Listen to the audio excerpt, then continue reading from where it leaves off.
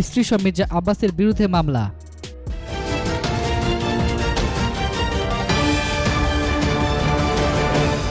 বিএনপির স্থায়ী কমিটির সদস্য ও প্রাক্তন মন্ত্রী মির্জা আব্বাস এবং তার স্ত্রী আফরোজা আব্বাসের বিরুদ্ধে মামলা করেছে দুর্নীতি দমন কমিশন। 20 কোটি 76 লাখ টাকার অবৈধ সম্পদ অর্জনের দায়ে এই মামলা করা হয়। আজ দুদকের সহকারী পরিচালক মোহাম্মদ সালাউদ্দিন বাদী হয়ে শাহজাহানপুরে এই মামলা করেন। মামলা নং 4। এর আগে গতকাল দুদকের প্রধান কার্যালয়ে কমিশন সভায় মামলাটি অনুমোদন দেওয়া হয়।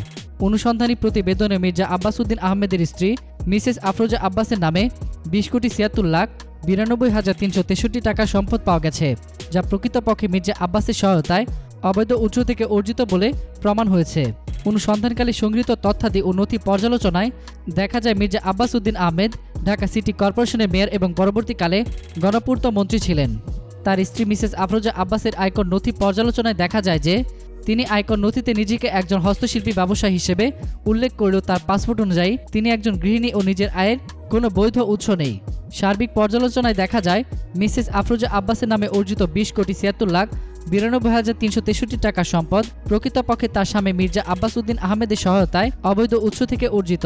তাছাড়া মির্জা আব্বাস 1991 সালের পূর্বে উল্লেখযোগ্য কোনো আয় ছিল না। তিনি ঢাকা সিটি কর্পোরেশনের মেয়র এবং গণপূর্তমন্ত্রী হওয়ার সুবাদে তারা ঘুষ ও দুর্নীতির মাধ্যমে অবৈধ উপায়ে জ্ঞাত আয় বহির্ভূত ওই টাকার সম্পদ অর্জন করেন।